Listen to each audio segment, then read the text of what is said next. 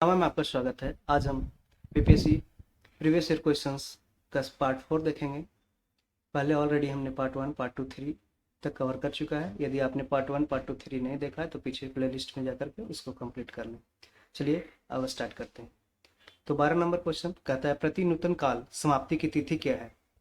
इसका उत्तर हो जाएगा बी, 6000 वर्ष पूर्व।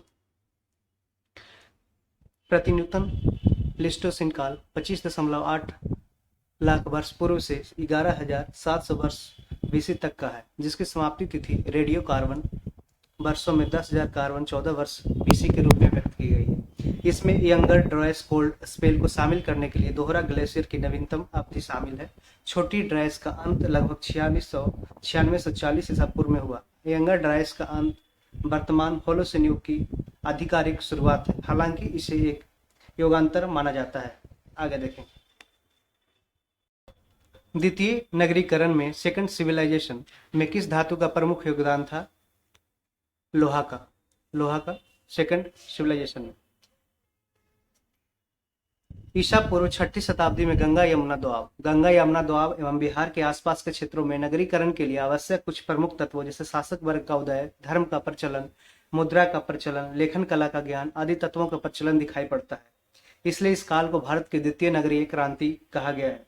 द्वितीय नगरीकरण में लोहे का सबसे प्रमुख योगदान था। ध्यान रखेंगे, पहला नगरीकरण हुआ था जो इंडस वैली सिविलाइजेशन सिंधु घाटी सभ्यता के रूप में की गई थी। भारत के प्राचीनतम सिक्के कौन से हैं। ये आहत सिक्के, पंच कॉइन्स है।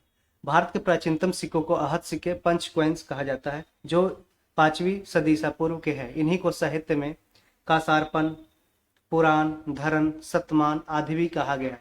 ये अधिकांशतः चांदी के टुकड़े हैं।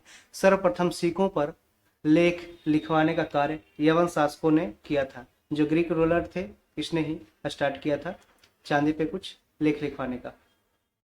निम्नलिखित में से प्राचीन भारत की कौन सी लिपि दाहिने से बाईं मतलब ऐसे जाता है, ठीक है, दाहिने से बाईं की ओर लिखी जाती थी। खरष्टी लिपि। ब्राह्मी कैसे लिखा जाता है, बाएं से दाएं। प्राचीन भारत को की दो लिपि थी, इसमें ब्राह्मी लिपि को बाईं से दाईं और एवं खरष्टी लिपि दाईं से बाईं, ठीक है, की ओर लिखी जाती थी। अब हम यहाँ पे देखेंगे, सुमिलित करना है कॉलम 1 कॉलम 2 से। श्रेणी क्या था। श्रेणी एक व्यापारिक संघ था, ठीक है, ट्रेड यूनियन था, जो उस समय क्वेश्चन भी पूछा गया था यूपीएससी के द्वारा। श्रेणी। कसारपन क्या है। एक कसारपन अभी हम लोग पढ़े, जो पंच कॉइन्स थे उसे, जिसे सिक्का को बोला जाता कसारपन। पैठन क्या था। एक ये मंडी था, पैठन एक मंडी था। और कल्याण क्या है, एक समुद्री बंदरगाह है जो वेस्ट बंगाल में, ठीक है, यहाँ पे देख सकते हैं कि कसारपन क्या है, सिक्का है, पैठन मंडी है, कल्याण है समुद्री बंदरगाह। श्रेणी एक व्यापारिक संघों को बोला गया, ठीक है। प्राचीन भारतीय शिक्षा व्यवस्था में शिष्य किस शब्द से शिक्षा आरंभ करते थे। ओम से। प्राचीन भारतीय शिक्षा व्यवस्था में शिष्य है जो ओम शब्द बोलकर शिक्षा आरंभ करते थे। इस शब्द के 3 अक्षरों आ उ म में त्रिदेव ब्रह्मा विष्णु महेश की उपस्थिति है। विश्व का सबसे ऊंचा कहा जाने वाला विश्व शांति स्तूप बिहार में कहाँ है। राजगीर में। विश्व शांति स्तूप राजगीर। विश्व का सबसे ऊंचा कहे जाने वाला विश्व शांति स्तूप राजगीर बिहार में स्थित है। नालंदा बिहार गुप्त काल में अध्ययन का विख्यात केंद्र था। इस बिहार को गुप्त शासक कुमार गुप्त द्वारा दान प्रदान किया गया था। बख्तियार खिलजी के नेतृत्व में तुर्क मुस्लिम आक्रमणकारियों ने 1193 ईस्वी में इसको अत्यधिक नुकसान पहुंचाया था। नव नालंदा महाविहार किसके लिए विख्यात है। ये पाली अनुसंधान संस्थान के लिए विख्यात है। नव नालंदा महाविहार पाली अनुसंधान संस्थान के लिए विख्यात है। बौद्ध, हिंदू एवं जैन शैलकृत गुफाएं एक साथ कहाँ विद्यमान है। एलोरा में। कहाँ। औरंगाबाद। एलोरा और लखनटा औरंगाबाद में है।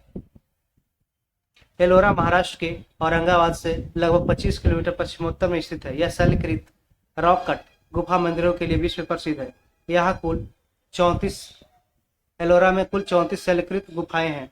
ये गुफाएं विभिन्न कालों में बनी हैं और इनमें गुफा संख्या 1 से 12 तक बौद्ध तथा ये 13 से 29 तक हिंदू और 30 से 34 तक जैनियों, मतलब 3 धर्मों के लिए है, बौद्ध, हिंदू और जैन धर्म के लिए।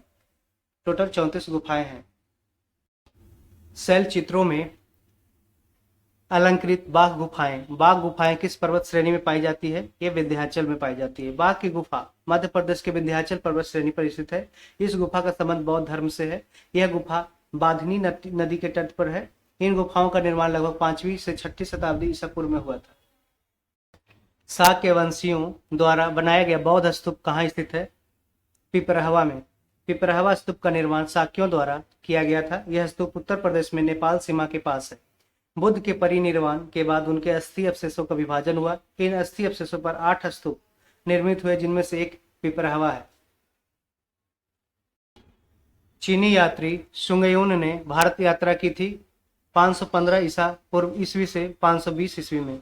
515 से 520 ईस्वी में चीनी यात्री सुंगयुन ने 515 ईस्वी से 520 ईस्वी के मध्य भारत की यात्रा की थी। सुंगयुन ने 518 ईस्वी में सीवी चित्तौड़गढ़ के स्तूपों की यात्रा की थी और कहा था कि इस जगह वे दाने मिलते हैं जो आग में भी नहीं जलते और लोग ताप घात से बचने के लिए इसका प्रयोग करते हैं। इसने अपनी यात्रा में बौद्ध धर्म से संबंधित प्रतियां एकत्रित किया। स्वप्नवासवदत्ता के लेखक कौन है? यह है भास। स्वप्नवासवदत्ता भास, ध्यान रखिए। सबसे पहले संपूर्ण नाटक रचने का श्रेय महाकवि भास को है। स्वप्नवासवदत्ता भास की प्रमुख रचनाओं में से एक है। यह रचना राजा उदयन एवं वासवदत्ता की कथा पर आधारित है। भास कालिदास के पूर्ववर्ती थे। टी गणपति शास्त्री ने भास के 13 नाटकों की खोज निकाला है। अभिषेक, प्रतिज्ञा, औंध, औगंध नारायण तथा उरुभंग भी इनकी प्रसिद्ध रचनाएं हैं भास की। कालिदास ने अभिज्ञान शकुंतलम, मेघदूत, कुमार संभव तथा रघुवंश की रचना की, जबकि भवभूति ने मालती माधव, याद रखें मालती माधव किसने किया? भवभूति ने। उत्तर रामचरित की रचना की भवभूति ने, मालती माधव और उत्तर रामचरित की रचना की। राजशेखर के प्रमुख ग्रंथों में बाल रामायण, कर्पूर मंजरी, काव्य मीमांसा, राजशेखर। काव्य मीमांसा राजशेखर, कर्पूर मंजरी राजशेखर और बाल रामायण किसने लिखा? राजशेखर ने। जबकि उत्तर रामचरित लिखा है भवभूति और मालती माधव भवभूति ने। धर्म शास्त्रों में भू राजस्व की दर क्या है? 1/6 है। धर्म शास्त्रों में बताया गया है कि राजा अपने द्वारा किए गए कार्यों अर्थात सामान्य जन की सुरक्षा और कल्याणकारी सेवा आदि के बदले उपज का 6वां हिस्सा 1/6 अपनी वृत्ति के रूप में प्राप्त करेगा। 800 से 600 ईसा पूर्व का काल किस युग से जुड़ा हुआ है? ये ब्राह्मण युग से जुड़ा हुआ। 800 से 600 ईसा पूर्व। प्राचीन भारतीय इतिहास में 800 से 600 ईसा पूर्व के बीच का समय मुख्यतः ब्राह्मण युग का समय था। 600 से 300 ईसा पूर्व का समय सूत्र युग का समय था। पाणिनि कृत अष्टाध्यायी किससे संबंधित है? व्याकरण, ग्रामर से। अष्टाध्यायी महर्षि पाणिनि द्वारा रचित संस्कृत व्याकरण का अत्यंत प्राचीन ग्रंथ है। इस ग्रंथ में 8 अध्याय है। प्रत्येक अध्याय में 4 पद है। प्रत्येक पद में 38 से 220 तक सूत्र है। इस प्रकार अष्टाध्यायी में 8 अध्याय, 32 पद और सब मिलाकर 4000 सूत्र मतलब फार्मूला है।